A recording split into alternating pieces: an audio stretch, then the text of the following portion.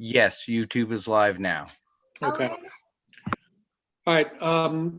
Meeting's called to order. Are there any changes or adjustments to the agenda? I don't have any. Hearing none. Comments for items that are not on the agenda?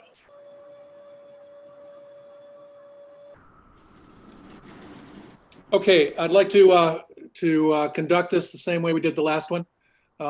We'll start with any comments or from the board members.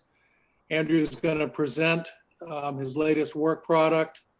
We will ask questions or make comments, and then I'll turn it over to the audience for comments and questions.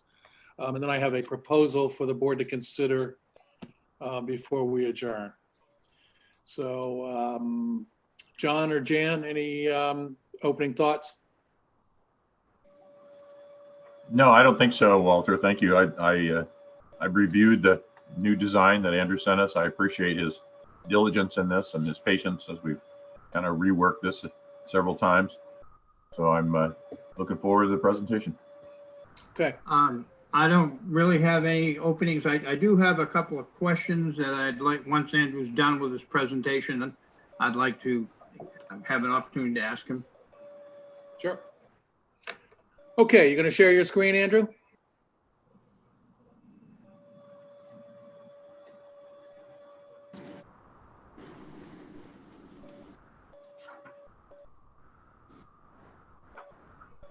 Andrew, you're muted. You're going to want to unmute yourself. Thank you. My name is Andrew Hedrick. I'm a civil engineer from Gartley and Dorsey, as a reminder. I'm going to start with the section of Island Road. That's the Village and Island Road intersection. We kind of reference it as the Island Road improvement, the north section, just due to where it's located along the road. So here we are, we're looking at this intersection. Here's the existing road, the proposed intersection as we show it. Based on our last meeting, there was still a lot of concern regarding the radius and the turning access for the large trucks to get access in and out of Village Road. We have further widened the intersection to try to accommodate even larger vehicles than we anticipate will utilize that road. But what we also did is we also put a little skew to the intersection here. So we had it before, we had it coming in at 90 degrees. We put a 65-degree skew to kind of try to alleviate that. And we understand people like to kind of cut this corner a little bit. So we've allowed to maintain that. And we widened this radius out even a little bit further than we had before. Before, I think we had a 35 in here. So we increased the radius to 40, and we put a little skew to help that transition.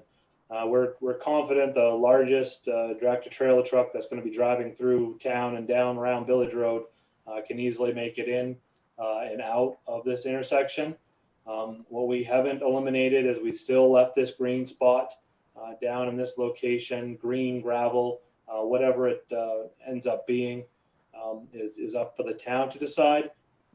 One of the things, so we met with the Hui Donks out there, or I met with the Hui Donks during our site visit a couple weeks ago prior to the holidays, just to kind of paint the spot where the road would be and to get some general feedback.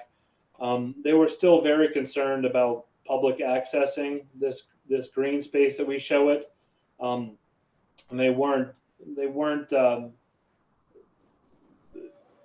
were just discouraged, I guess, that we had to amend or adjust this intersection still. I couldn't convince them that this would improve the intersection. But regardless, one of the things that was clear to me is this is a little deceiving in nature by the way it's presented on the plan, in the sense that what's not shown through here is grading. So what that means is this is elevation 9, this contour here. By the time we raise our road elevation to about 11.5, which is about 2.5 feet, or a little less than that, above the low spot of the road, and we extend that elevation across the road here, there'll be a transition down to this elevation 9. And if we bring that edge to the, if we bring the elevation to the edge of the shoulder and then transition it down to blend into the existing grades, it will be a depression there that'll transition down a couple of feet, about 2.5 feet. So there'll be a smooth transition off the road that'll be at a side slope of anywhere from 3 to 1 to 5 to 1, depending on how we finish the design of the side slopes.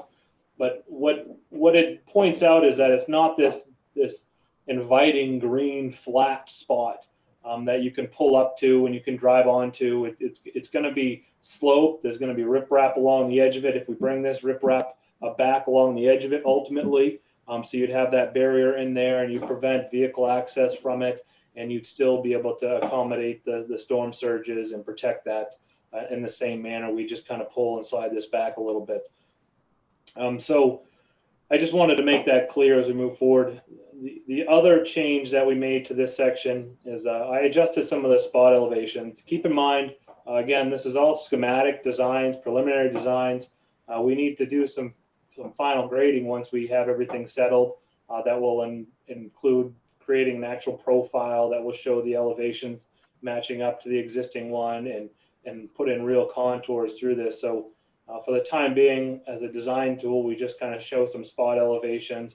Here's the existing elevation. Here's the proposed elevation.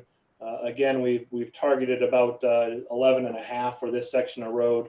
The Wood engineering report that dates back, they recommended 2 to 3 feet.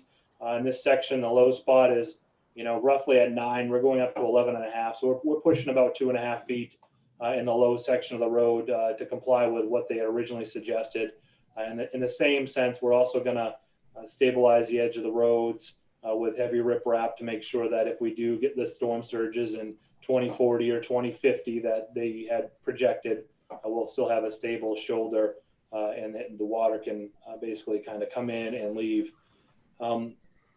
One of the things that's come up is a geotechnical. I know a few people have asked some questions about the geotechnical reports and where they stood and how far we're going. So a geotechnical report is definitely beneficial to see what's underneath the ground and see what we're sitting on. However, the whole nature of this road project is above grade. We're pulling everything up. So we presented the town with a geotechnical proposal to hire a third party to do that. Essentially, they decided, with our consultation that it may not be needed for what we're proposing to do through this section. And again, because of the nature, so we're starting the road at elevation 9. We're going to reclaim that entire road section. It's all going to be ground up. It's going to be mixed into the base. We're going to place geotechnical fabric down, and then we're going to build up from there. So anything below that is going to be isolated and protected, and it's going to be separated with geotechnical fabric. And the nature of those geotechnical reports is they would come along and they would do borings, and they would pick a spot like here. They do a boring in this location. And they'd find out where bedrock was. They'd find out the existing material.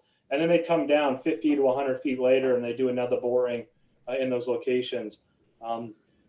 The problem with that is you get spot locations for information, and knowing that this is a causeway, knowing that it was built of rubble way back when, I'm certain that the material is not going to be consistent. It's going to vary dramatically and drastically through these areas. So having information in this location doesn't do you any good in this location where intersection was. Even if we drilled here, we wouldn't know what this is. And I think the geotechnical investigation was somewhere between $6,000 and $7,000 to see what was below grade. And the decision was made to basically focus on everything building up. Again, we're going to propose to use a geotechnical fabric, which is a high strength fabric that you put down that both supports the road weight and helps distribute the weight evenly throughout the base and prevents the mixing of the new road material that you put down. So we're confident we can come up with a design that will support large trucks that are loaded throughout this section of the road wherever we do these improvements. Andrew? Yes. There were 2 triggering events that really started this whole thing off, which were 2 washouts, one pretty serious. Do you can you locate those on the plan where those were? So this is the lowest spot right here, this washout right along the edge of the turnaround area. Let me see if I got something better. I close it. Now, So essentially, this is our low spot of the road, and this is where all the sand and dirt and grit all accumulate.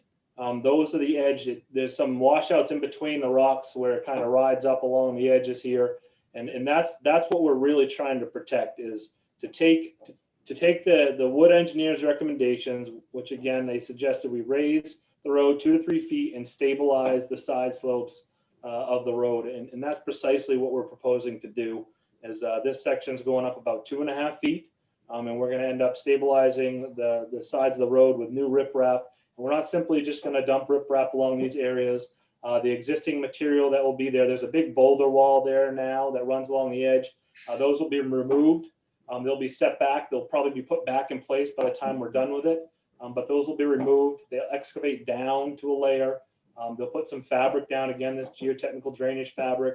They'll put a large crushed ledge in behind it. Generally, whenever we do shoreline stabilization, we create like a layer of material where we wrap some large ledge. It's like anywhere from 6 to 8 inch angular ledge. We'll wrap that in fabric, and then we place some large stabilizing boulders along the face that is suitable for the wave action we anticipate we'll receive along that. And for this section, there'll probably be anywhere from 2 to 3 foot boulders along the face of this, all angular in nature, so it locks in with the existing. Then we'll put the rocks back along the edge. And again, whether it's in this area or we push it up along the road, the final designs will dictate that, unless I'm told otherwise how to do it. Then we can accommodate that. The benefit of pushing it out to the road along the edge here is that you save having to fill this area with fill, and it also further reduces inviting people to kind of congregate there. If it's a lower and we have a rock transition down, it'll be much like the shoreline is here, where it'll just be back here, and this will be kind of a low spot that we leave in its existing condition, but we'll stabilize the upper slope in here. The other section is along where the pond is on the north section of the south section of the road, right along where the adjacent to the pond, which is in this location. So here's the, just as a refresher, here's the lobster pound, and here's what I call the pond area, the lobster pond. In that area right here here's elevation 8, but the washout and where the water rises to the road or potentially is right along this section. There's a little bit of washout actually underneath the pavement here that's eroded, and the guardrails are sinking in and things are tipping down towards the pond. So moving on to the south section of this road, based on the comments we received a few weeks ago, we left things primarily in place, but one of our biggest concerns was to ensure that we didn't encroach on the lobster pound too much. There was some concern from a lot of the people there that they wanted to make sure they could fully utilize their yard area. It's very tight. It's very difficult to get into the building. It's a challenge as it is. So what we did before, this is the edge of the proposed road here, this dark edge, and the gray is where the proposed road will sit. And the dashed line here, this light dashed line right here, is essentially where the existing road is. So you can see we're proposing to encroach into their paved area by a couple of feet. Before we had it out to here, but in this latest revision, we pulled it a little bit tighter to the ledge while still maintaining a few feet around the ledge for clearances and to make sure that we could get some drainage in there. And then we also, we were able to pull that back about 2 feet. So this distance, I think it's like 1.8 feet, 2 feet. We also met with a manager out there that runs the day-to-day, and one of the local fishermen that also assists with that. And we kind of pointed out what we were doing. We stood right there in the field. We met with them the same day we met with the Huidonks, and we pointed out the fact that this is what we're doing. And here's the encroachment. When I actually stood in the field, I pointed to the ground. We drew a line in the dirt here to show them how much we'd encroach. In fact, the day we were there, they had a large 35-foot box truck sitting right here, but it was we were still within that, outside the limits of that. So what I mean is the truck was sitting in this location, and we still wouldn't encroach on where the truck normally sat for loading in day-to-day operations. They are very concerned about getting access, so we made sure we didn't encroach upon that. The other improvement to the road is we stretched the road improvements up a little bit further. We had inadvertently created a little bit of a low spot when we were making our quick revisions last time. So what I want to make sure is that we don't have a low spot in behind the pond. We're not going to raise the road all the way up to that 2 or 3 foot threshold in this section. At some point, it needs to taper down just to be able to fit in with the existing driveways. So we're going to maintain that elevation up as high as we can as we go through here. So the 11.5 will come down here. We'll have about a foot and a half of grade change in this location. Then it'll transition down. There will ultimately be a low spot probably at the end of this driveway that'll come down to maybe 11, maybe 11.25, whatever we can finish with our grading. Ideally, we keep that up to close to 11.5 again, just to get the 2 foot of clearance there. But our challenge with this one is we don't want to create a problem with this driveway. It pitches down pretty abruptly from the existing road grade. So we want to try to minimize that to give them a safe, easy, smooth transition without having that too high there. So we're still definitely working on this area. Once we get into the real grading, we'll refine that. And if this ends up at 11 or 11.25, it'll be determined by whatever our our final grades will end up being there. But we left these areas alone for the most part. We didn't touch them from what we presented last time. Again, we tried to shorten the Island Road improvements in this section as much as possible while staying off the ledge and being able to take care of our critical area, which is along the pond here. So again, as a refresher, looking at that Wood report, they made some recommendations based on present day and future day, looking at the multiple different tides and the storm surges and where they anticipate the sea level to rise. So in the short term, this is the Transect 1. This is the north section of the road.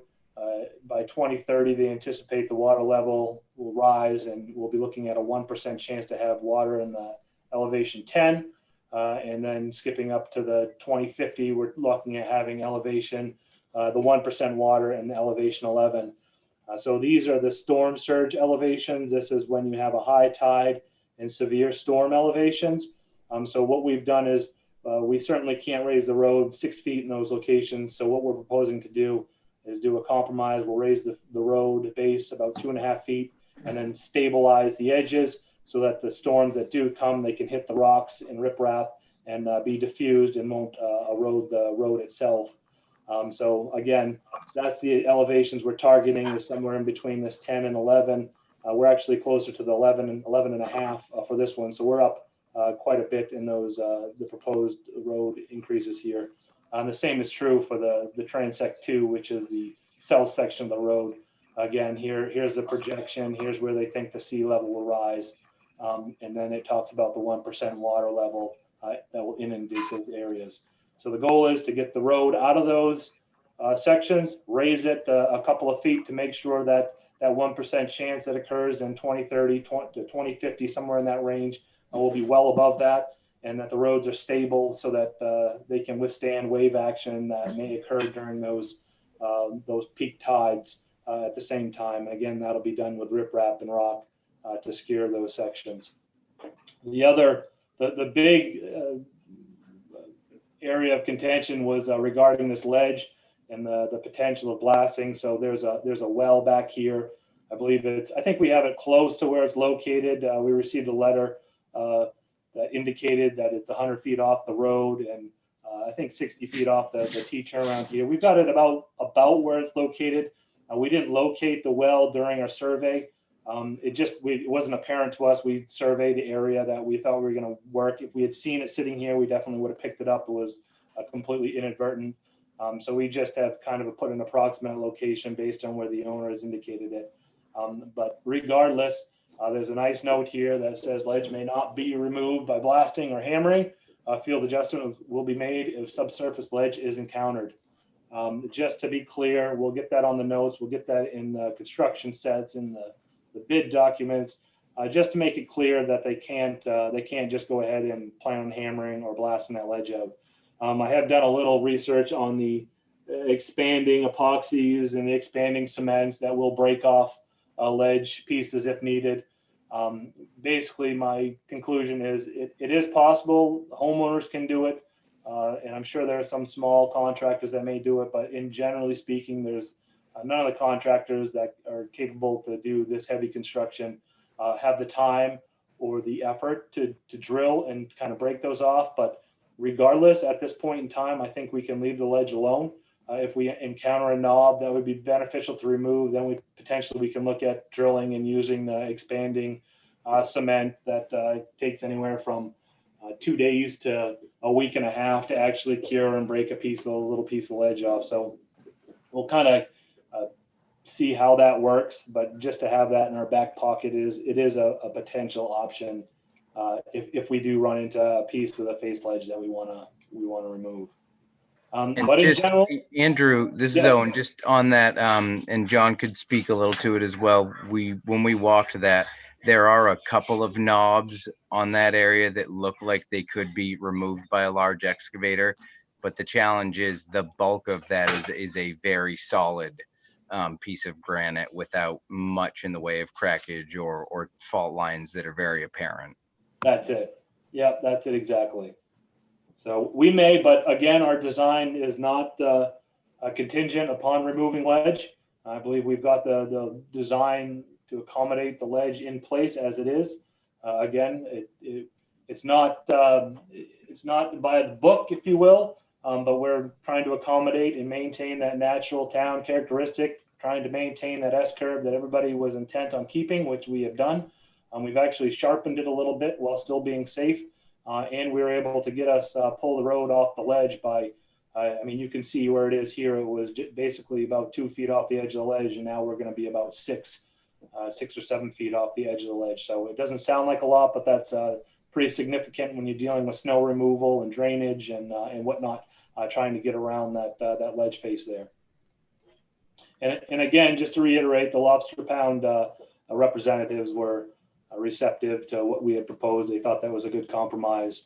At least during our meeting, they did. They thought they could live with what we had proposed on this section.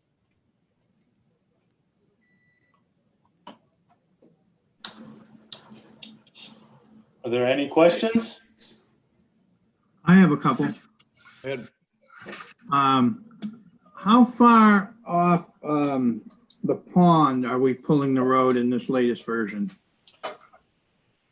So right now, where's my measurement here? So from based on the existing edge of road. Yeah. So based on the existing edge of road, if we measure here in the low spot, we're looking at about 7.5 feet. Okay. And are you kind of a follow-up to that? Are you confident that we can get a guardrail in there that would actually hold something? Oh, absolutely. So the guardrail will be set up on the gravel. And when you build a guardrail in that location, you have to put a 2 to 3 foot shoulder behind it. So that's what that 7.5 feet is going to accommodate. So this guardrail will be tucked into the edge of the shoulder. There'll be a flat spot behind it to ensure that the guardrail can remain stable if a vehicle hits it.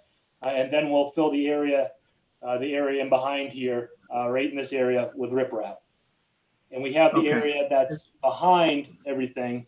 We'll go right up to the edge of that. And again, we're going to do it the same way. We'll build the Village Road intersection by removing some material, picking up the top layer of rocks, making sure we have a stable base to set them on, and then backfilling with the blanket, the geotechnical fabric, the ledge, and then wrapping everything and then putting some of the large boulders on the top here. Okay. Does this require in this area any pole removals or relocations? None. Everything that we've done to date is revised. There are no pole relocations. Okay. Is there any pole removal or relocations in the other area? None. Okay. And then just 2 quick questions. Well, hopefully they're quick. In the Village Road area, I know in the north, are you using the lost boundary statute there as well? Or is that actually, the boundaries actually known there because of that state project back in the? No, the state, I looked into that quite honestly. I was curious myself. It's a little bit of both. So the state boundary it terminates further up the road, but we projected the right of way that the state had created way back when. So just like a brief summary, we don't show it clearly on that section, but on this section, let me explain the boundary situation briefly. What we have here is, because there's no historic records for where the right of way for this road section exists, the state of Maine defaults to something what is called the ROT portion, right here, ROT portion of the road. Okay, and what that is it's the easement area associated with the road that allows the town to go back and maintain and rebuild and rework the road. However, where that ROT portion ends, it ends at the side slope of the road or where the road improvements seem to disappear. So when you have a road that's built up with a side slope, so in this location, you have your existing road and there's a side slope that runs down, the ROT portion would be essentially where that side slope ends, and it ties back into the apparent existing right-of-way location, or the existing elevation location. Along this section of the road, it runs basically to the edge of the pavement. So this is a judgment call. The ROT portion is a judgment call that's established by the surveyors when they go out, simply utilizing, if they had to rebuild this road section, how far out you'd have to impact things. Quite honestly, it's more of a civil engineering determination, but the surveyors make that based on their judgment. So essentially, you could cut this out and you could rebuild this road in its location along the pavement because it's already built up. But then along this section, the ROT portion extends out beyond due to the side slopes of the road. We also show the presumed right of way along this section, which is the 3 rods, which is 49.5 feet, just to show where the right of way may be. But again, anything outside the ROT portion, because that's the technical easement area for the road, you have to compensate or at least balance the two. You have to compensate the owner of this area that now can't use that because you're going to extend beyond the ROT portion or your easement area into land that doesn't currently contain a road. So that's where we get into these little slivers that may need or that will need to be negotiated. Quite honest, in these small locations with minimal impact to the adjacent land, actually you could indicate that there's quite a bit of improvement by fixing the road and improving the access to it and whatnot. There's either a negative value or basically there's no money that would be transferred. It would just be simply an easement adjustment so that you could swap the land and push the easement out and be able to maintain that in the future. So we're able to stay within the ROT portion for most of the road. We may be outside of it up in this section, or we will, just to be able to blend those grades back in. But whether we have to adjust the ROT portion or acquire an easement to do the construction work outside the ROT portion is what we'll need to determine with that abutter there. So my question was, in the Village Road area, is any of that work proposed to be outside of the ROT section if we are using the lost boundary statute at all? No, all of that section of road will be in that section. This one, the ROT portion extends all the way out to where these wetlands are. There's drainage in this section, so that ROT portion's all the way down here. And the same is true on this one. Actually, we're pulling away from the ROT portion.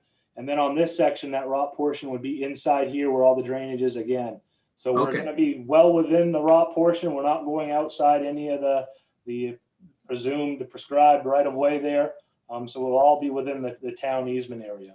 Okay. And then my last question is, I thought you had mentioned at a previous meeting, well, actually, I was talking to a good friend of mine who's a civil engineer, and he started talking about liability issues. And I thought you had mentioned something similar at a previous meeting, but so I guess I just wanted to get your opinion on if we don't do the T and leave the road the way it is in the village section, and we knew from a licensed engineer such as yourself that it, by keeping it the same, violated current technical standards.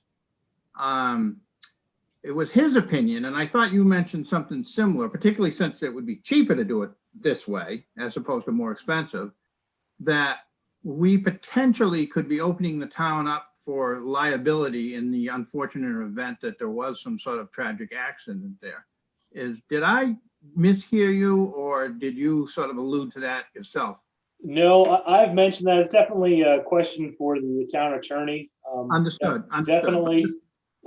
We have we've never personally encountered that, thankfully.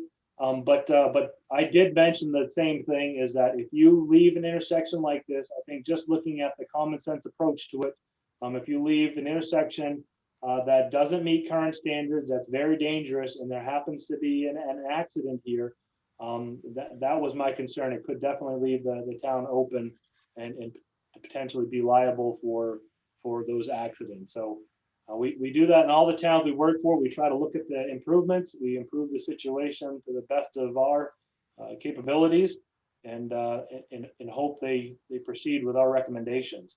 But when they don't, which does happen sometimes, when they don't, we end up putting notes on the plan that basically remove our liability as the engineer for this, and we'll put a note on there that the town has requested that they realign the intersection, not conforming to current standards, and we would put that on the note. Again, thankfully, we've never been in court or anything associated with those situations, but we do put notes on there, and there would be one on this this intersection that would indicate that the town's requested we leave a 130-foot curb cut for this intersection that doesn't meet the current standards. So it'd be something like that. Okay, thank you. That's all I have, Walter, for now. Jan, anything? Yes, just a couple of comments regarding since we're on the Island Road, the north section first.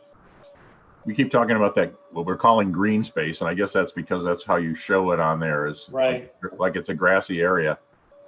You know, when we did the bridge, the new bridge onto Island Road, we had very similar spaces on both ends of the bridge that looked in the design as if there was a big pull-off area there where people could park and fish off the bridge and stuff like that. We've let those areas grow back, what I would call natural vegetation. Of course, obviously this is a town decision and I'm only one voice right now, but I would certainly see, you know, we do not want to pick up a maintenance cost for that space. We do not want to start mowing it or grooming it. I would see that space becomes naturally vegetated, just like we did it on either side of the bridge. And within a few years, you would have, you know, the wild roses and everything else growing back in there. So I don't see that as a welcoming area for people to sit on the lawn and have a picnic or park their car or anything in the future. We can certainly manage that so that it's not inviting to that degree. The other comments I have, moving to the south area, really just had to do, Andrew, what my thoughts were when we had this conversation last time about the impact on the lobster pound and the grade between the road and the slope into the parking area. I had the question is there a reason to start it looks like the first 100 feet or so, we're not touching the grade. We're just sort of realigning the road. Am I correct there? Not really. So we are realigning the road, and I'm anticipating that the lobster pound was pretty clear. If you go out there, I mean, everybody's familiar with this, I'm sure, but it looks like there's been about 3 overlays on Island Road over time. The road's built up about 6 to 8 inches above probably the original grade. Yes, so, I'm familiar. Yeah, in a perfect world, I know I show the line here.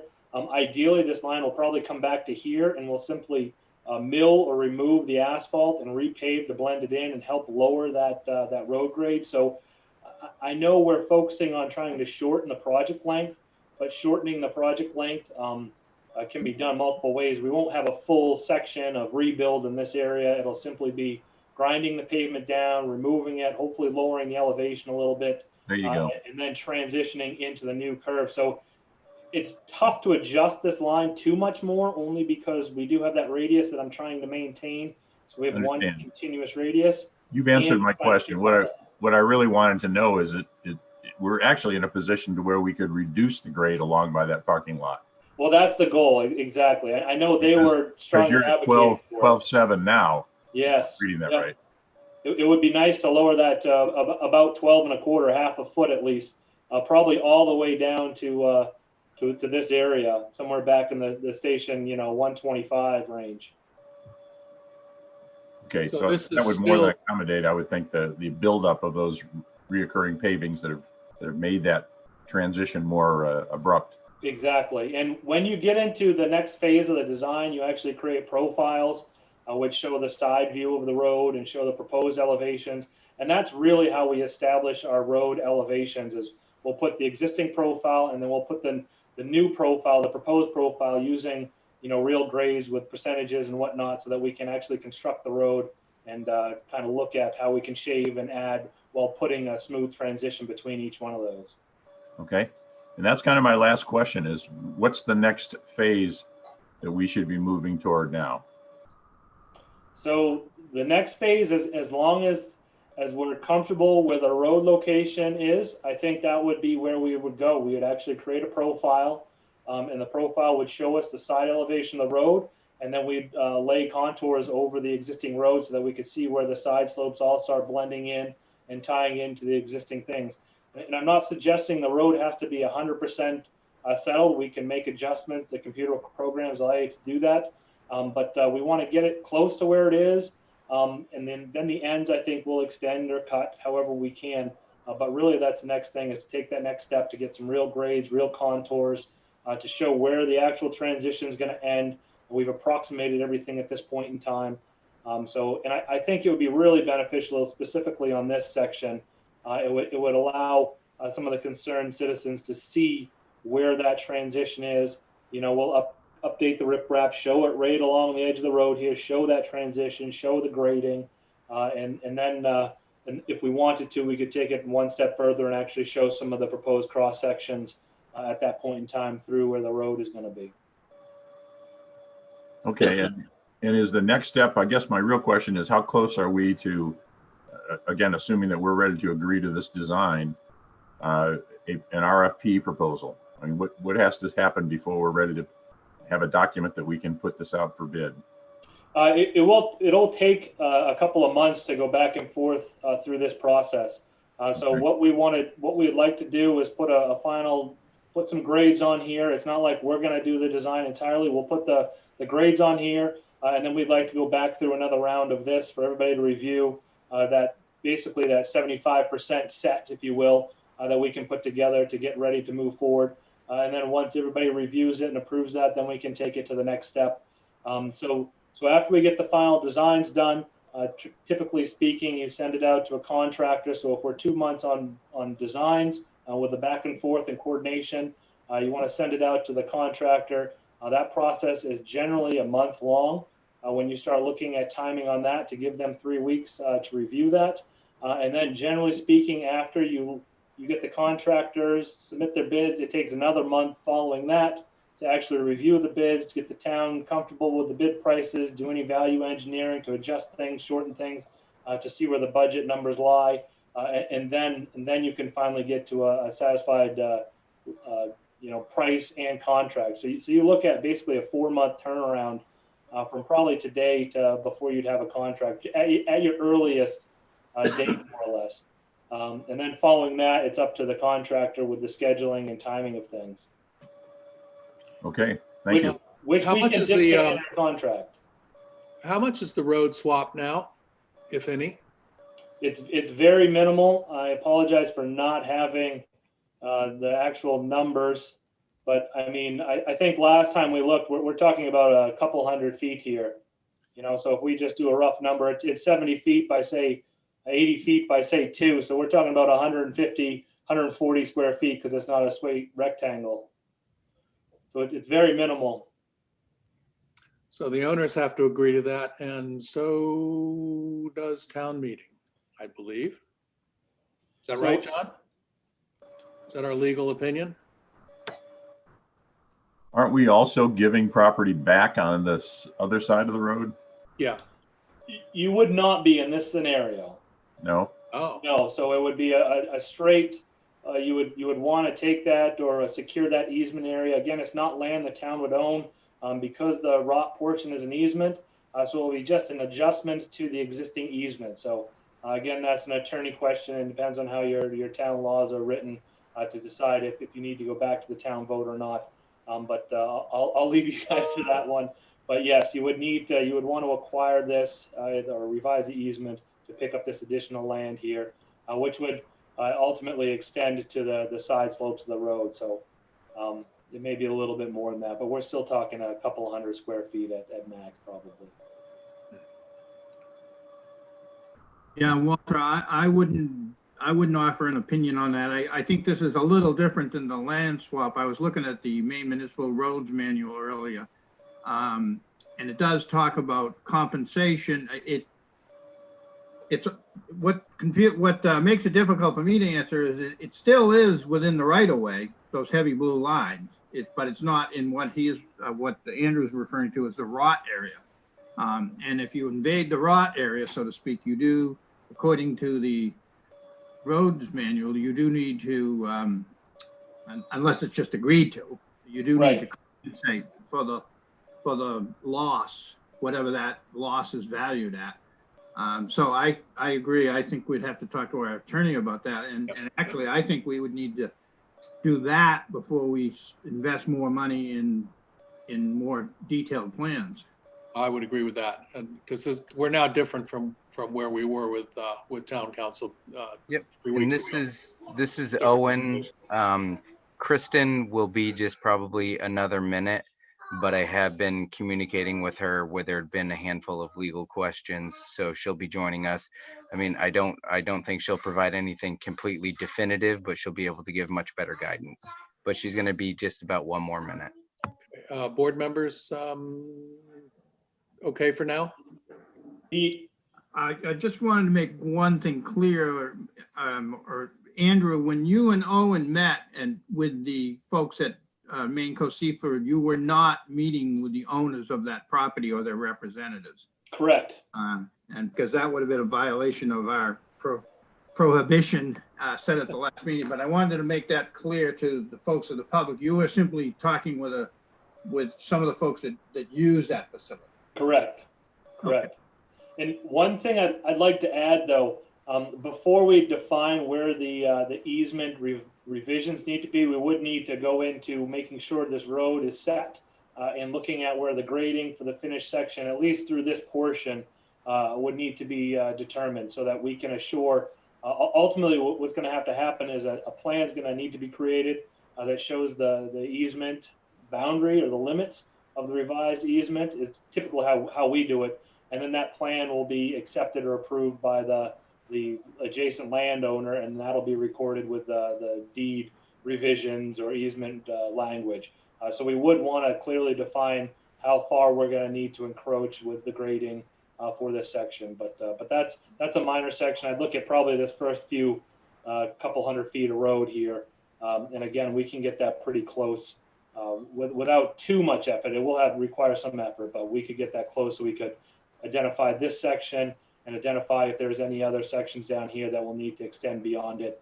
And there'll be a third one that you'll need to coordinate with this landowner as well to assure that that you have permission for the construction on their property.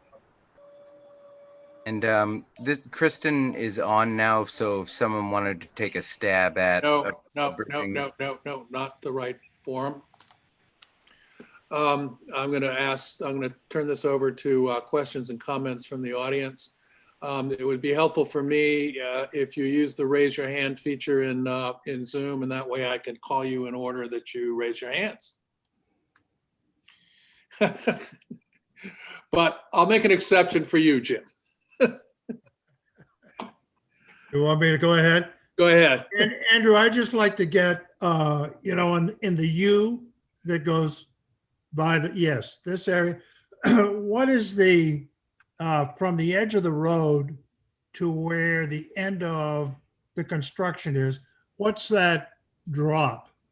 And likewise on the other side, when we go out, what's the climb from the tan to the buff colored?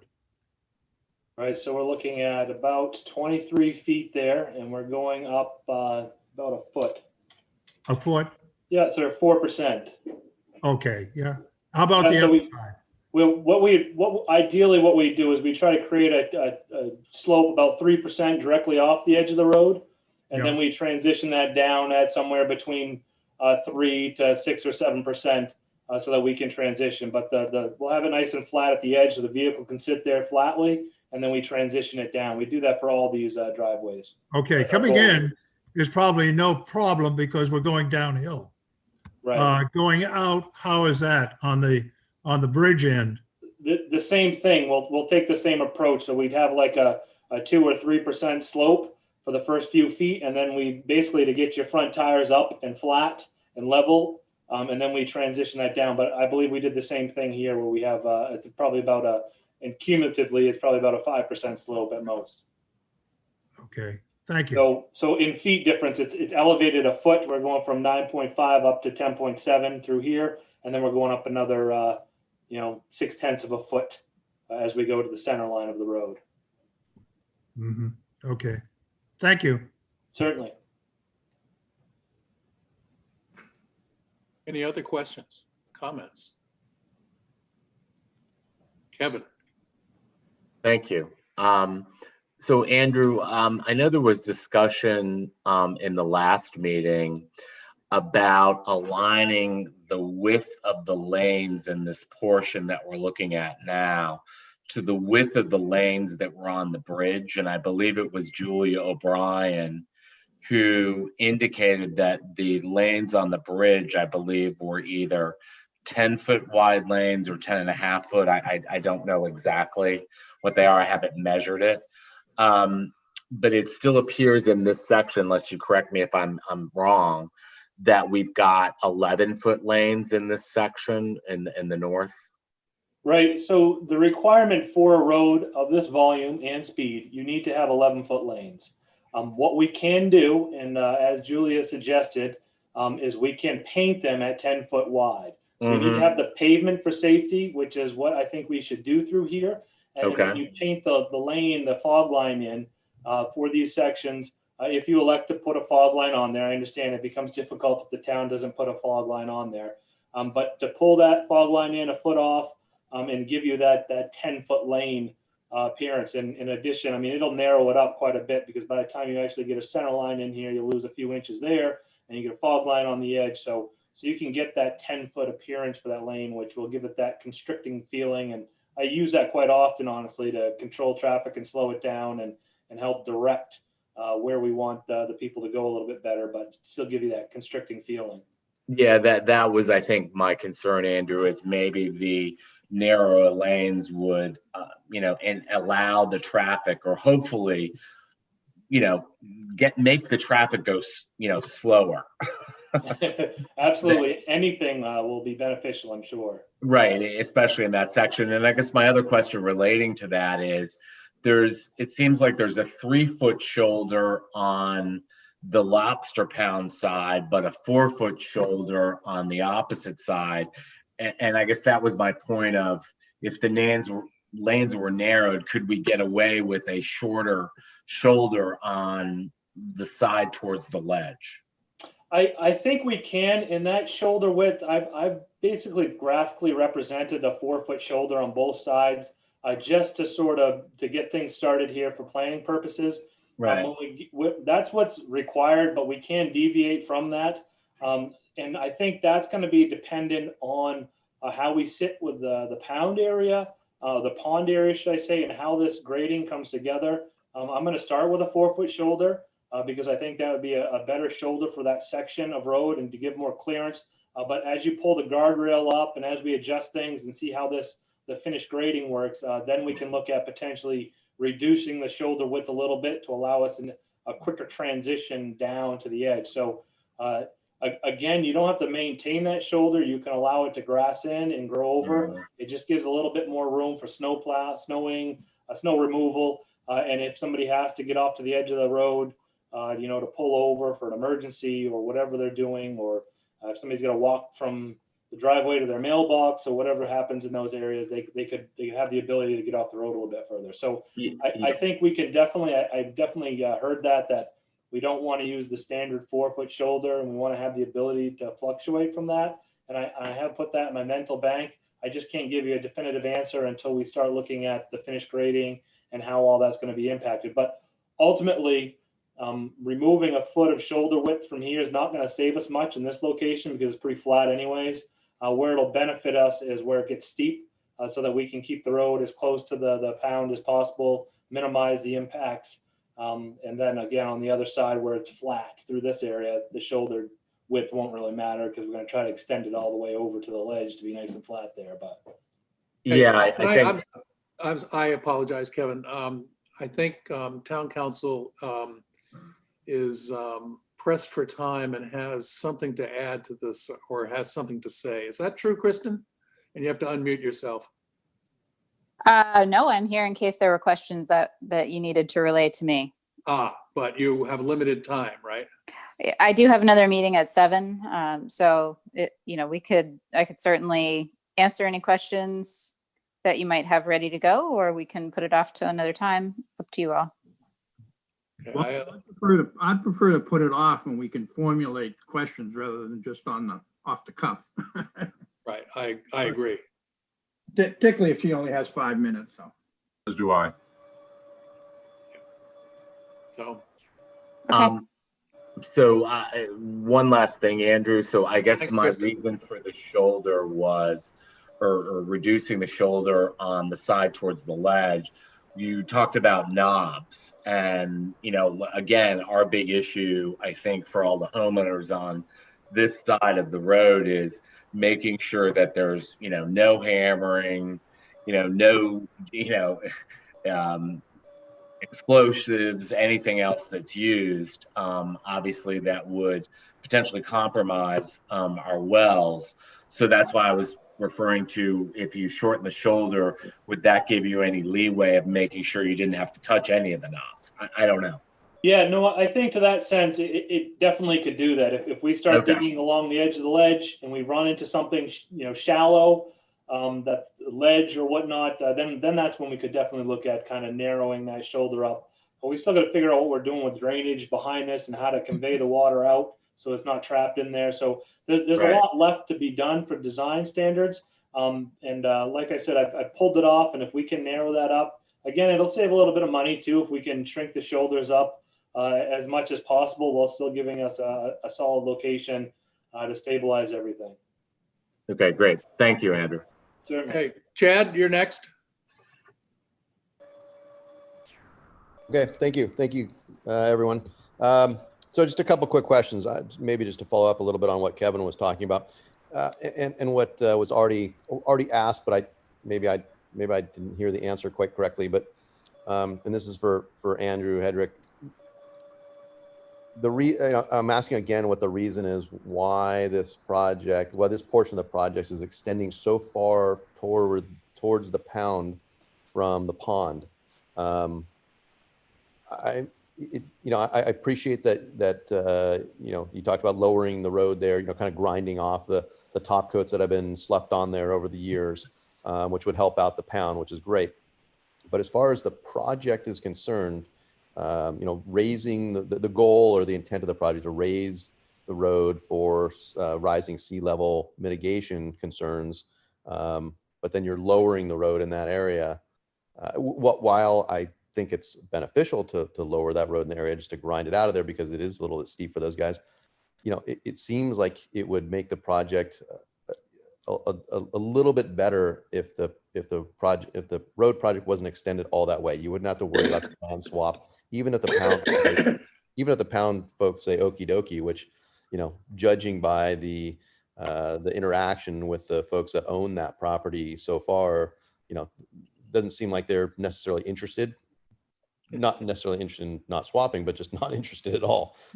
It just seems like it would make the project a little bit easier, get it away from that ledge even more, which is going to raise my second issue. But why is it? Because it looks to me like the elevation change is only maybe 0.35 of a foot, a couple 100 feet away from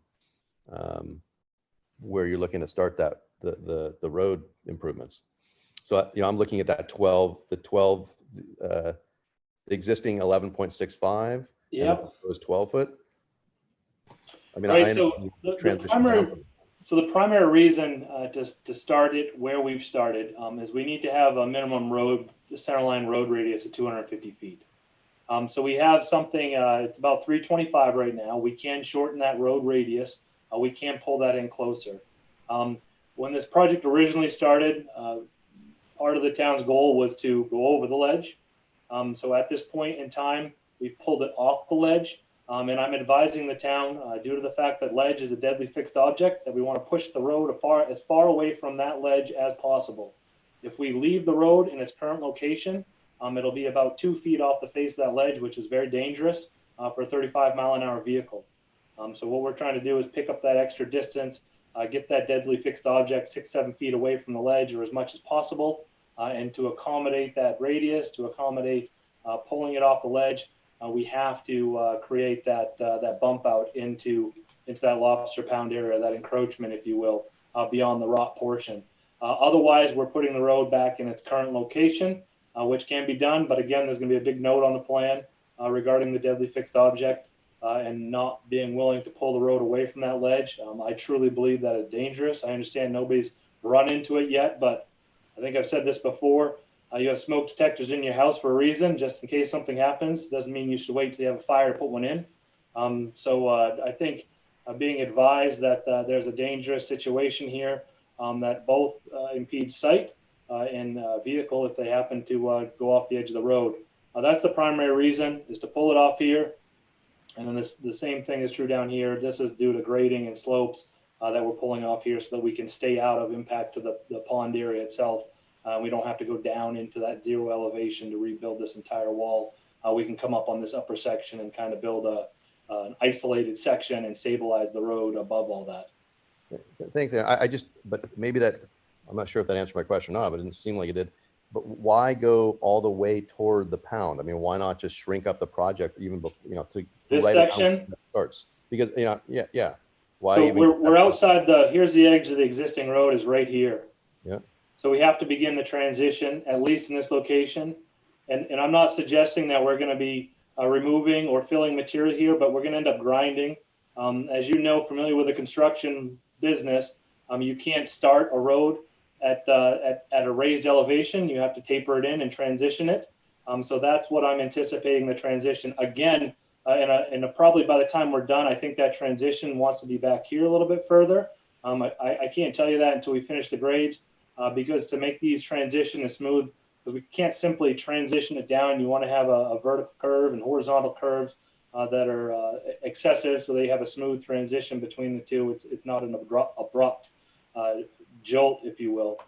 So the same is true once we're outside the existing road base, which we are here. We need to start working on that. So the road narrows up as it goes through this section, and then it hugs the ledge. So to fix the radius, to fix the constructability, if you will, we need to extend the proposed start of the project down to this location. And as I mentioned earlier, this location is not going to be like a cut and rebuild. It'll end up probably being, they'll end up milling a section of the road, grinding the asphalt back, removing some of it, just so that we can repave that and put a nice smooth transition between the existing asphalt and the new asphalt, while accommodating some adjustments in grade through this section. But the primary reason is alignment. it's alignment. It's the radius versus a vertical transition. It's both. By the time we end up doing this, it will. But yes, it's absolutely alignment's the primary reason. We can't improve the road and not get it away from the ledge. Okay. I mean, because you're saying it's a deadly fixed object, and Correct. You're finding a problem with that, which we can agree to disagree on that, but there's deadly fixed objects on every single stretch of every single road in this entire town. There's street signs, there's rocks, there's trees. Just right after the improvement to this area, you're going to find a bunch of trees. I mean, we're not knocking those all down. I hear what you're saying, but there's deadly fixed objects. I won't disagree, but to get an adequate shoulder in here. So dealing with the deadly fixed objects, the fact you have zero shoulder, there's zero room for snow removal, and there's zero room for drainage. There's multiple reasons to pull this away from the ledge as we've got it shown. Yep, I'm not disagreeing with pulling away from the ledge. I'm thinking about, just like I said, shortening up that the length of the project, because, you know, the vertical transition is not enough to drag that road all the way over to the pound. The reason I'm bringing this up is, I guess, twofold. One is to make it easier, certainly, to build this project, because, you know, dealing with a pound is probably going to take a little bit of time, and there's certainly legal implications associated with that for the town and the pound owners. My main concern with this issue is, you know, staying away from that ledge is again our wells. You know, I appreciate that there's a note on the plan that says that, you know, ledge won't be removed by blasting or hammering. My concern is not necessarily that particular piece of the ledge. It's what's underlaying the road. So, you know, if there's work to be done that's going to require ledge removal, whether it's that chunk of ledge that's above grade now or anything that's below grade, because I've heard from a source that underneath that road lies more ledge. And as you're digging into that road, of course, to do all the work that you need to do, including drainage and the shoulders and et cetera, you know, you might be hitting some ledge down there. And, you know, I don't know who's going to be policing this thing all day, every day, but if a contractor comes upon some piece of ledge or rock or something that's underlaying that road that needs to be removed, you know, they might just go out there and hammer that thing away. Or you can put that in the contract. And I think if the town's in agreement, that can easily go in the contract. It could prevent them from using a hammer on site. We've done that. We've done that with hammers. We've done that with rollers. Certain large excavators, you can restrict the equipment that's used.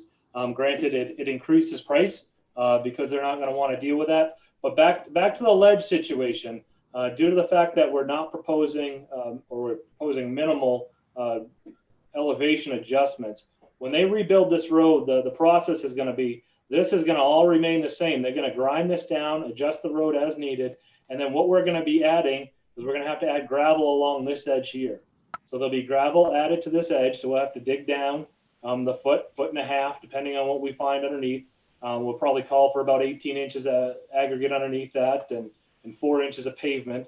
So we're going to need to be down close to about 2 feet. And it's just along this sliver in this section. And in the event we run into ledge, based on what we have for drainage, we'll just either leave it in place. It depends on how deep it is below the pavement elevation.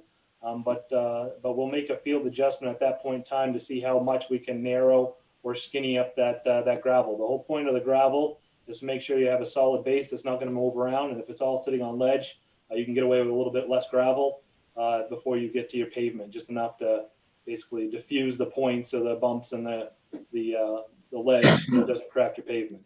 Right, but that's on that side of the road. What about the other side of the road to the south? This side of the road here, we're going to excavate as much as we can to pull that down so that we can get drainage under the road base. We're going to scrape this material back. Hopefully we'll have the ability to get down a couple of feet, maybe 18 inches, to put a shoulder in there and put a little bit of drainage swale along this edge and kind of direct it down to this area. So that's going to be completely determined on the ledge.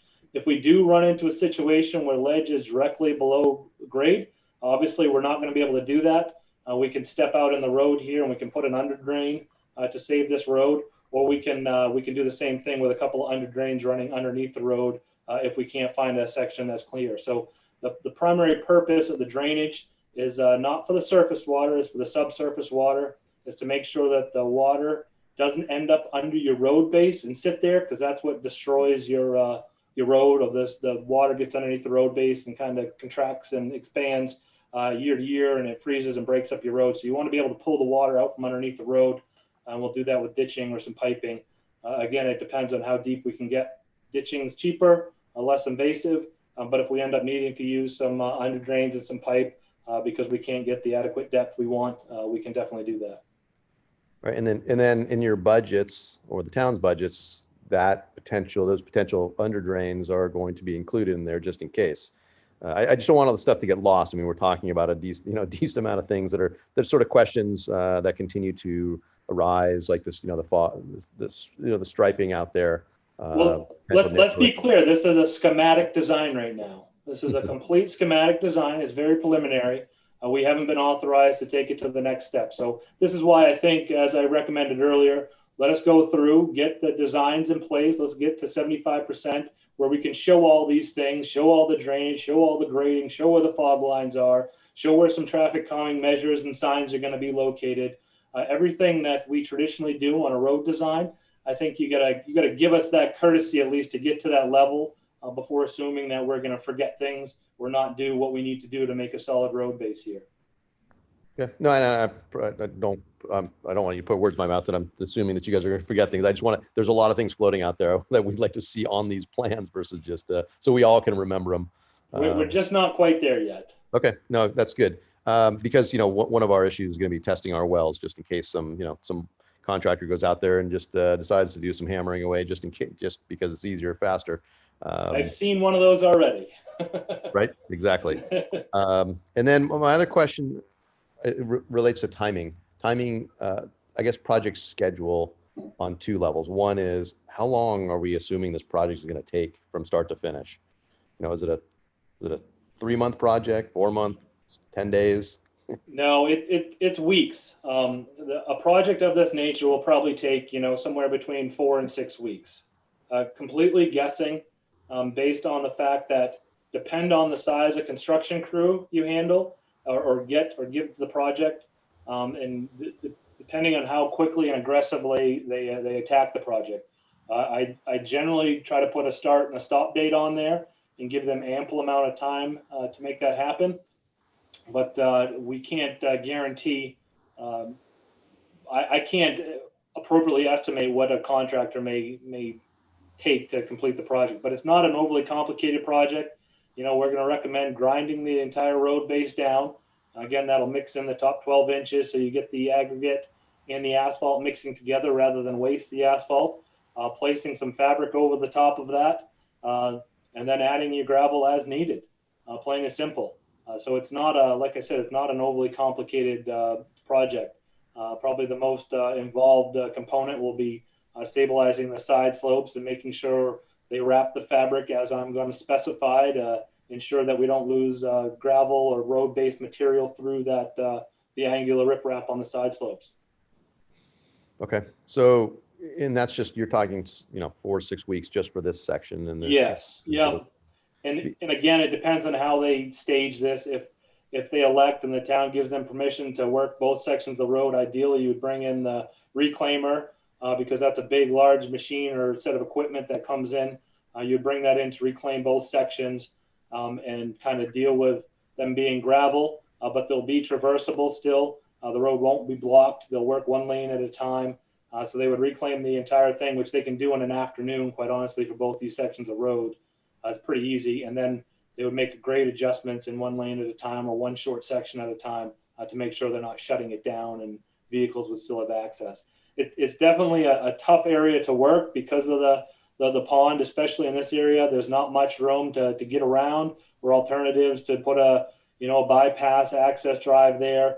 But there is a little bit of width here, and the contractor would be simply instructed to maintain one access. And last big project I did that had to do that, they literally went down one side of the road, filled it, raised the gravel, pushed over halfway, and then while vehicles were traveling on this side, and then they switched to the other side. They put the vehicles on the other side, and they put all the gravel in on that side and stabilized things that way. Okay, and that it sort of raises the next question, which is the timing of the overall project. Is this I think it's been touched upon, but I think there's a lot of concern out there from a lot of folks, especially the working folks down at Atwoods and McClunes, is that this doesn't become a summer project, and that's something that the town, that the select board, I think we'd like to hear from them about that, and I'm assuming that's sort of on their minds as well, is when is this thing going to happen? That might have been one of the questions of how, where are we with the plans and how long does it take to get the bids, et cetera. But that remains an issue. And then my last question is, I guess, Andrew, you can chime in on too, but it's for, it's a comment to some degree, is the budget for this thing. I mean, are we going to be staying within the, I believe it's, $91,000 or so that was already, sort of approved for this project, or are we going to encroach into something else? But I want that to stay in our sort of in our view here. So just to give you the update, so when we create project estimates, we usually do them well in advance of a project. I mean, this project hadn't hit paper or anything. It was back in 2019 where we originally gave an estimate. So we put an estimate in there. We carry contingency, and then we kind of work on the designs, going through the process. So the town will take that number we originally gave them, put it in their budget to hold as a placeholder. We go through the plans, we go through the process, and then we send it out to bid and actually get a real construction price. We can stop in the middle of that and put together a revised estimate that will actually be a true construction estimate based on the final designs. Because as we've talked, and there are so many things you can't estimate when you're just looking at the project from the initial get-go. Things have changed significantly. In the estimate, we have quite a bit of money in there for ledge removal that we anticipated. The entire project is different than when we started. I'm trying my best to continue to reduce the scope, reduce the cost, minimize where we can. I definitely know that's a high priority all the time you do these projects, it is. So we're trying to balance that.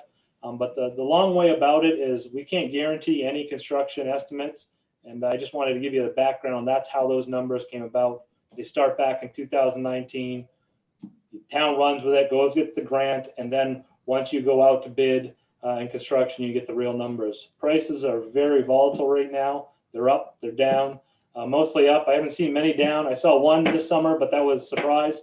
So most project prices are up just due to everybody is busy, surprisingly enough, during this pandemic, which is very surprising. But so we'll try to hold it there, and we can, if the town directs us, we can take a pause in between when it goes out to bid and when our designs are at 75%, and reassess and put a revised estimate together based on real design plans.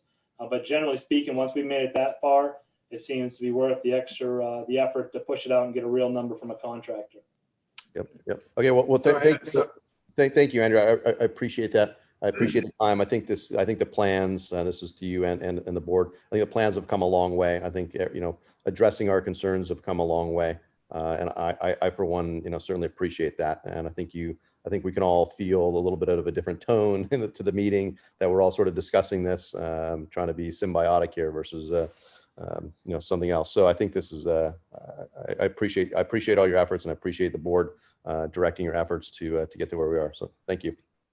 Okay, sorry, I took a power hit and it took a few minutes for the generator to turn everything back on.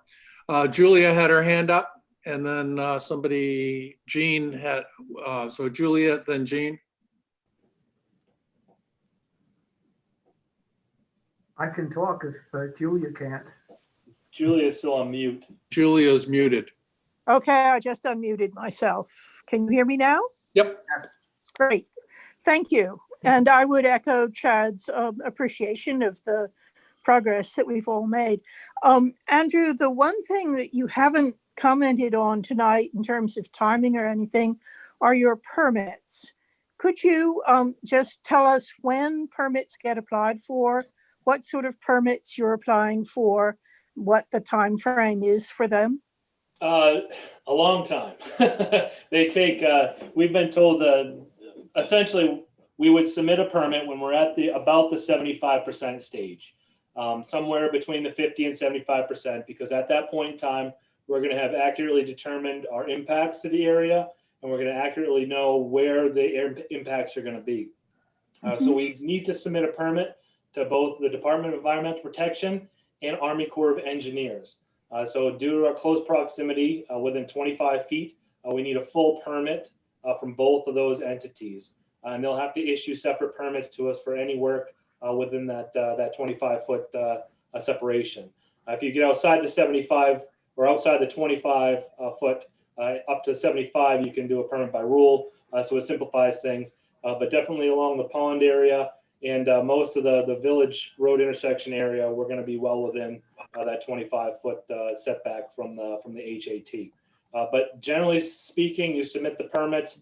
They take a month to actually record them. They used to approve them in about 60 to 90 days. We just received something the other day that they've extended those another 30 days because of so many wind power projects in the state. I think there's like 25, 28 wind projects under review at DEP right now. So we're probably realistically looking at a 90-day review process.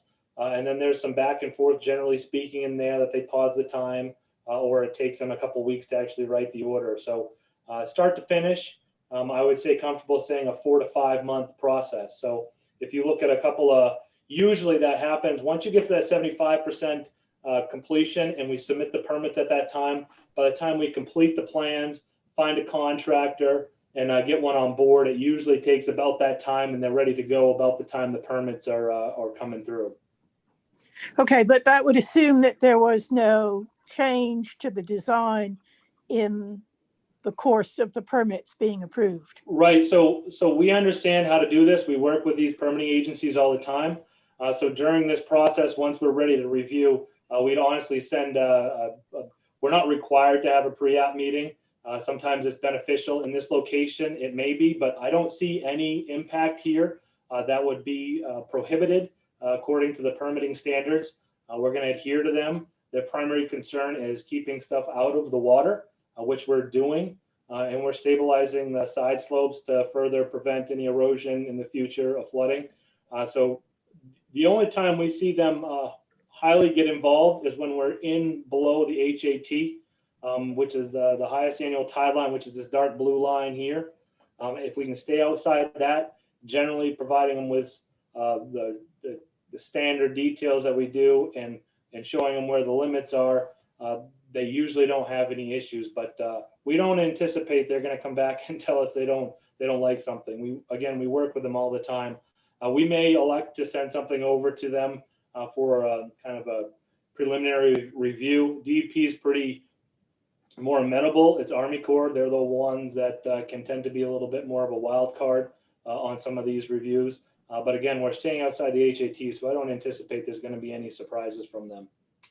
The area that I was curious about, in addition to the HHT, is the part along Gene Goodman's property where the Phragmites are. Which one's Gene? That's the one. Yes, from the driveway to the bridge. Oh, got you. Yeah. There's a whole the wetland impacts down this location. Yes. Yeah. So there definitely will be wetland impacts associated with the side slopes and how that all comes back together. Again, it all depends on how this gets fit. But our current design, we may not be any. This will probably be where most of the wetland impacts are. And again, as long as it's disconnected, it appears to be disconnected due to the elevation.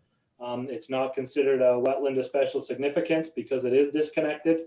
So it's a standard, it would be incorporated in that full NRPA, Natural Resource Protection Act permit that we submit to both Army Corps and DEP for those impact areas.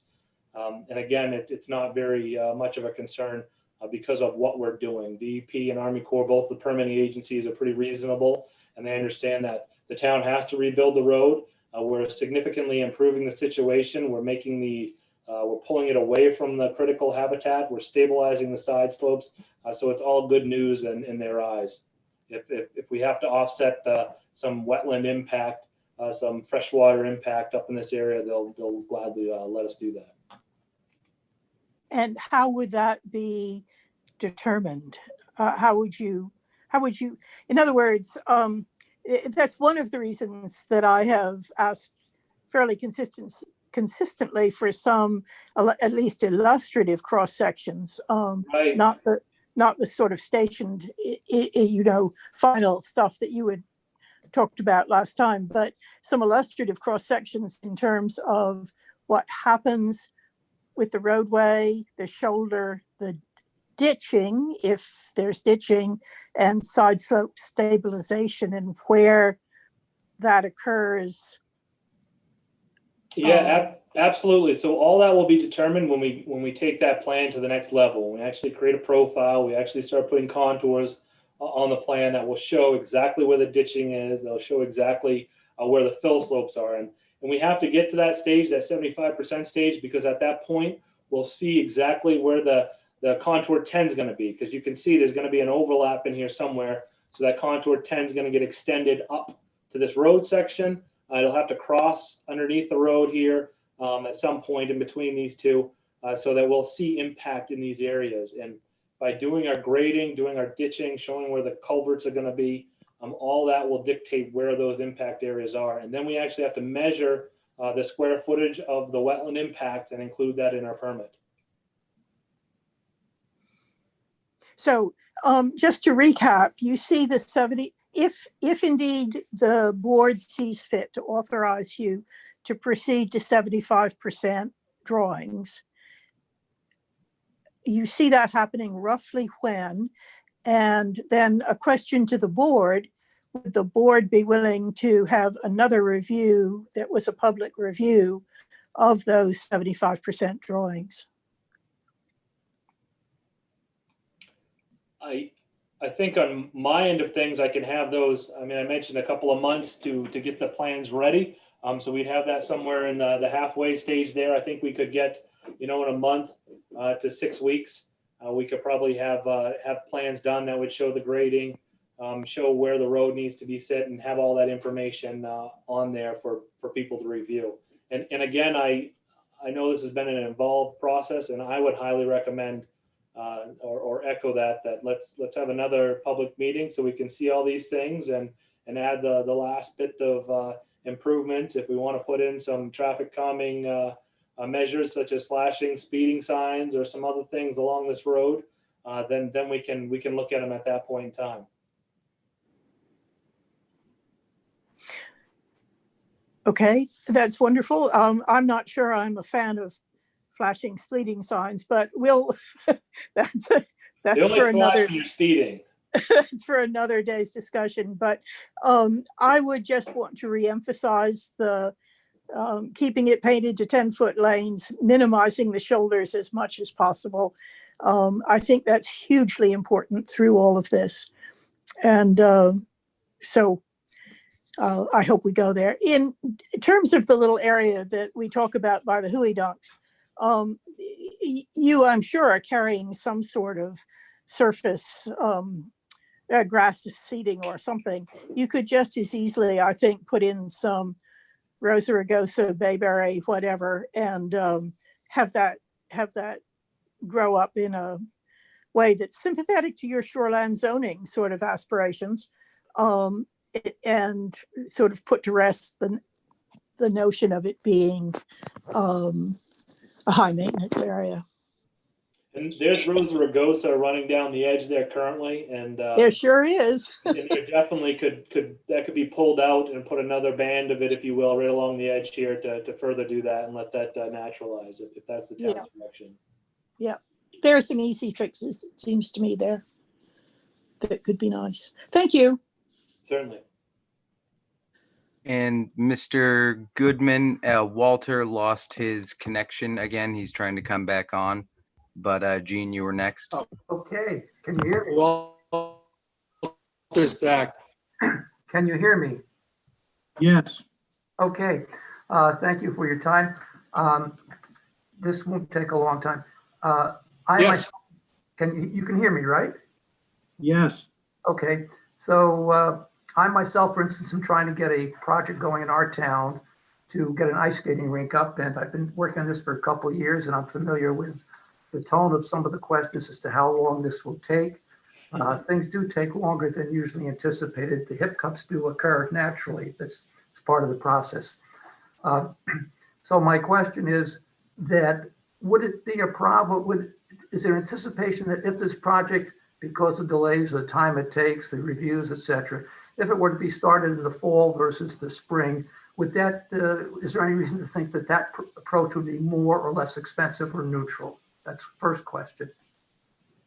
The pricing, it's hard to predict, but right now, based on what I've seen, is the contractors are already booking into the spring. And this very well might be a good fall project. If you look at the timeline we've already provided, you're 6 months out from this point before you're going to start moving any dirt anyway. So that would put us right in the heart of summer. And generally speaking, in Maine, we try to avoid recommending road projects in the middle of summer. It depends on who uses this road the most. I mean, the lobster season peaks after the summer. So you try to look at that to see who's going to be the least impacted and trying to balance that all out. But that's a discussion for the town to decide on how they want to proceed. But yeah, no, I think it's more realistic. It's a summer to fall project than a spring project. Okay. Yes, the lobstermen probably are busier in the fall, but obviously the summer people and the tourists and the people that come and provide business for Atwoods, and also the people like ourselves, many of us, in fact, even the year-round residents who live on the island, would probably prefer something when there's less traffic in the fall. If this ever gets delayed into the summer, it would be a really substantial impact on a lot of people's ability to travel. Likewise, does the board have any objection to doing it in the fall? Should that make sense? That's a question to the board. Off the top of my head, I certainly wouldn't. Oh, Okay. neither would I. I don't see this happening until fall. I don't think I mean- we can, the timeline, I don't think you could do it, even if you wanted to, not that we do. I'd see it as a fall project.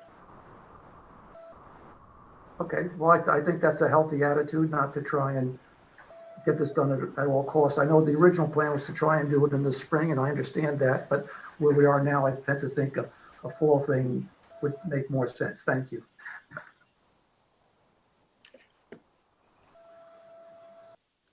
Is that it, Gene? That's it. I yield. Thank you so much.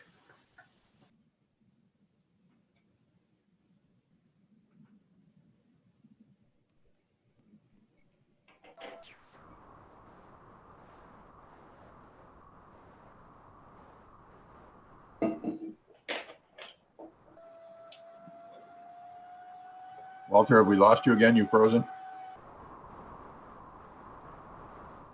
There be a motion to relieve us of the dedicated meeting motion or element of that motion, and that we put on the agenda at our next meeting a vote on whether to proceed with one of the three plans.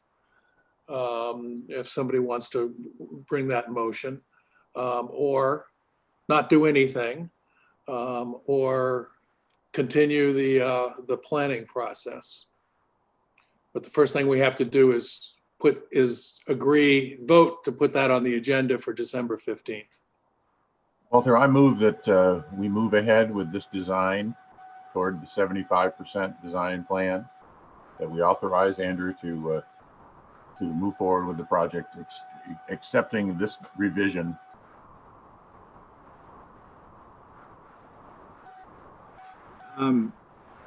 I'll second that. I assume we're gonna have discussion. Yep, we are.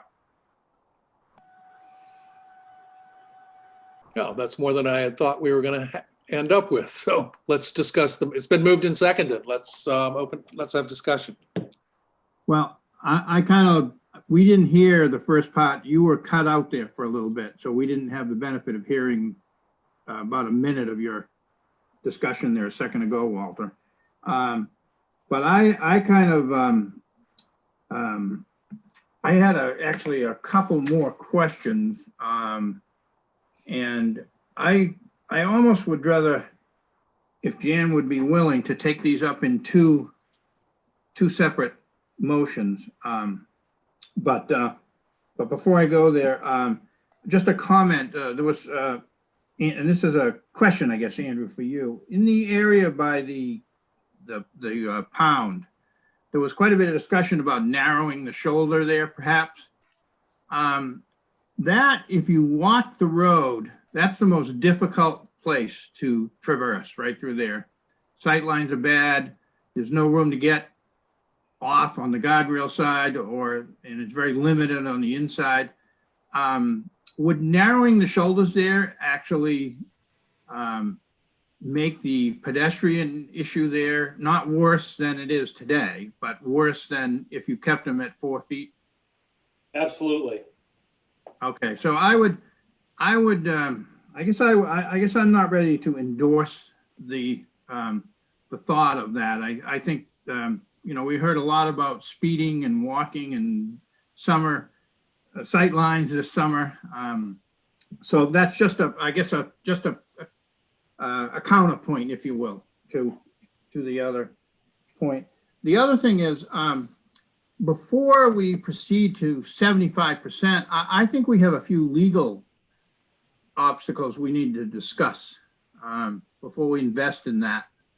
I know, Andrew, you said that you felt we needed to do a little more work to figure out exactly where we are in terms of encroachment. I guess that's the word you use. I'll use that word as well.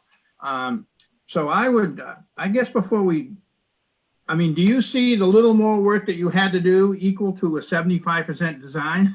I guess No.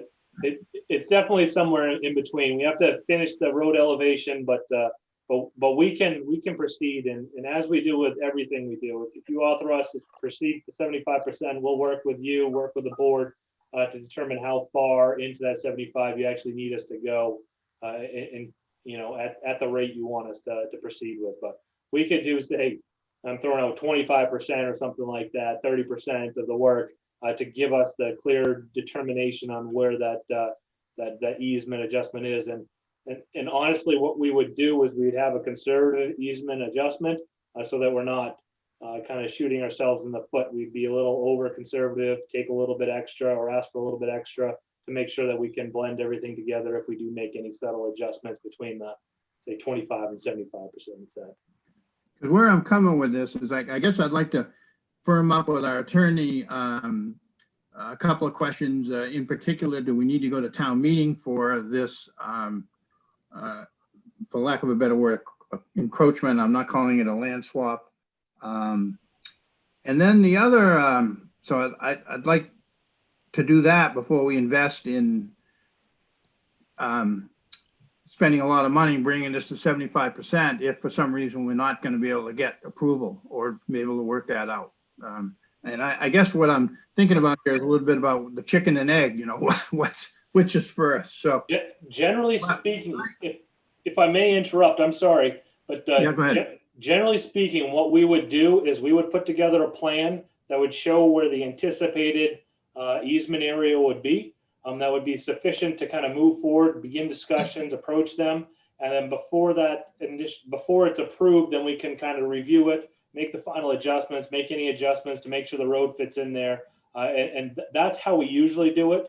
So you can kind of skip the whole design process. We'll just update a plan, make it usable that you can share with the abutters, and then you can start that process during this. Okay, that sounds like it makes sense to me. And then the reason I kind of wanted to think about these separately is I'm quite comfortable with the plan, assuming we work it out, in the, is it the north, is the north area near the pond? I always mix those up. Is that the north area? That's the south area. The south area. All right, I'm quite comfortable. I'm quite comfortable with the, yeah, I think of them as east and west. Yeah, I agree. I'm quite comfortable with the plan as the concept plan is sketched out. Although I would like to see our motion include a, in that area, in the east area, I would like to see our motion include something to the effect that it would be on the strict condition of no blasting or hammering, and that those be entered into the contract documents. I just think that's important. The fog of time sometimes it's important to have those. And so I would like to see that in our motion. On the other area near the Village Road, I'm a little more torn about this. I guess I'm not quite as comfortable with this proposal or this concept because I really kind of respect the opinion of Pam and Adrian and their concerns that are expressed there. However, that's on one hand. I mean, I wish we could somehow come to some sort of resolution that they would be happy with. And I know there's a few other people who feel like we shouldn't be teeing the intersection, and I kind of get that. But what I did is I kind of wrote down in 2 columns, sort of the 2 different sides here. And on the opposed side to teeing it is Pam and Adrian, who are the nearest abutters, opposition. And their real concern, as I understand it, is about that area becoming for them, a sort of a public nuisance, for lack of a better word. On the other side of the coin, I feel in my gut that it's safer to tee it. I feel that the engineers, we've had 2 or 3 different engineers as well as yourself look at it, who indicate it's safer and meets the standards. I am a little concerned, both legally and just sort of ethically, about voting against something that would be safer, based on the best practices and best knowledge. And on the parking side, the Huidunk's concerns, I actually think that this design makes parking there less likely. Because I know the day that I met you there briefly, you were there talking to the Huidunks, you and I both parked right in that area there, 2 pickup trucks, and it didn't feel uncomfortable at all. And I feel like in this new design, if you parked in the intersection, you'd feel like you were in the middle of the road and you wouldn't do it. So as much as I sort of respect their concerns, it strikes me that it's the opposite. Plus, it's going to slow traffic down through there. And I also think that the trucks going through the village is not the most appropriate place for them to be going. And that's why the state built that section to begin with. So I guess after weighing all that, I kind of come down on the side of endorsing the T for all those reasons. But I wish we could sort of work that out, but I'm not sure that's going to happen. So those are just my comments in terms of moving forward. And I really don't care if we move forward tonight or if we move forward at the next selectmen's meeting. I guess I don't feel like we need to discuss it anymore. I think we've come a long way, and I think we need, if we move forward tonight, that's fine with me. But I would like, Jan, at a minimum, I would like your motion to, if you would be willing to, be on the strict condition that there's no blasting or mechanical hammering to remove ledge. Yeah, I don't think, John, that you've said anything that I don't support. I'm more than willing to put that into the motion, amend the motion to include the fact that the design would include no blasting, no drilling, no jackhammering, no nothing as far as the ledge goes. But I would like to see us move ahead with the design. I think that the readjustment of the right-of-way or the easement adjustments, which is what we're talking about, would be a logical progression as you move forward to the 75%. I think, Andrew, if I understood you right, when you get to the 30 or 35 or wherever you are, that would give us enough information to where we could engage the adjacent property owners, not just at the Lobster Pound, but it sounded like we want to engage the people that have the drive, kind of, to the north of or the south, I guess it would be, of the pond. So there's a couple areas that we need to talk to property owners. And when you have enough information in the design, we can move forward with that. But I'd like to move ahead with this. If we want to see this project happen even next fall, I think we've got to get started. Or we're going to miss a whole year. And I am concerned, quite honestly, that we have a grant that's paying for a significant portion of this. And the last thing I want to see is that grant go away because we haven't used it. And I know that they're trying to work with us, but COVID is in this case probably helping us. But I still, it's the bird in the hand as opposed to the one in the bush, as they say. Yeah, but I have no problem with amending the motion to include that we do not move forward with a design that includes blasting or drilling of the ledge. And what I had written, Jan, was under the strict condition that all designs will include prohibition on blasting, hammering, etc. That's Well, fine. I don't think we want to include drilling. Okay, maybe drilling is too, Andrew mentioned that we could, one possibility would be able to drill and perhaps, feather it off with wedges or I don't know what, but I mean, Right. but I was thinking blasting and mechanical hammering okay. with a hoe ram on a. Yeah, that's what I'm thinking of too, actually. When I Okay. said drilling, it really was, I'm thinking jackhammering, so. And I don't like using the word et cetera in a motion. Nope. So Owen, can you modify that a little bit? Yep, so I've modified it to just be blasting and mechanical hammering.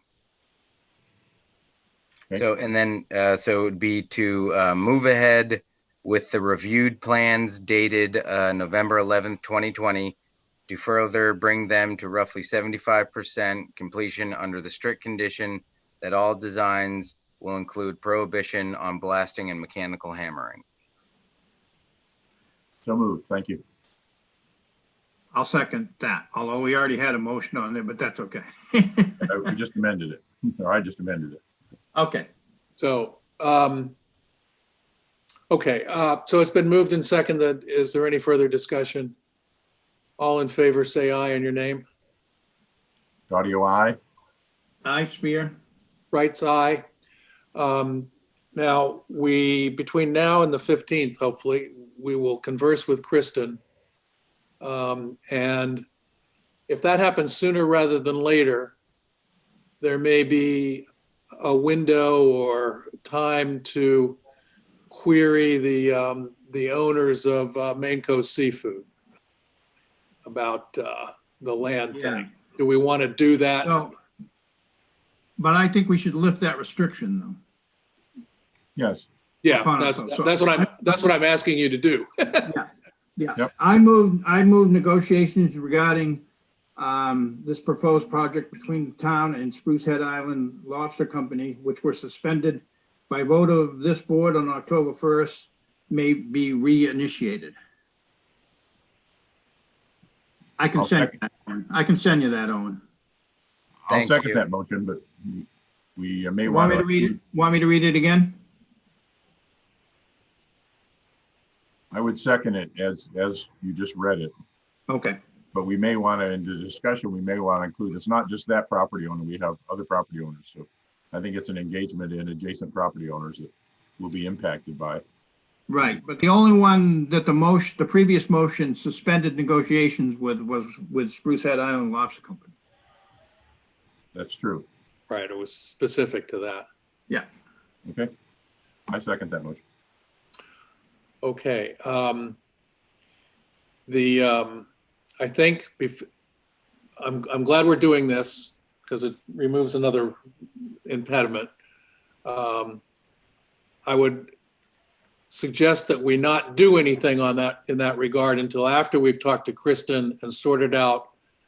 You know that my favorite way to approach this is our lawyer and their lawyer, and so let's see what she has to say about that, because she had already started working towards that end before we brought all this to a halt. So does that make sense? It does. I think it's also, we also have to wait until Andrew's design has solidified whatever adjustment in the easement is necessary. Right. So it's not going to happen immediately. All right. It's been moved and seconded that we remove the restriction for negotiations with the Athanas family or Maine Coast Seafood, a DBA Maine Coast Seafood. All in favor? Aye, Spear. Audio I. I Spear, I Wrights. Okay, Walter, can I ask a question? sure. No, actually, never mind.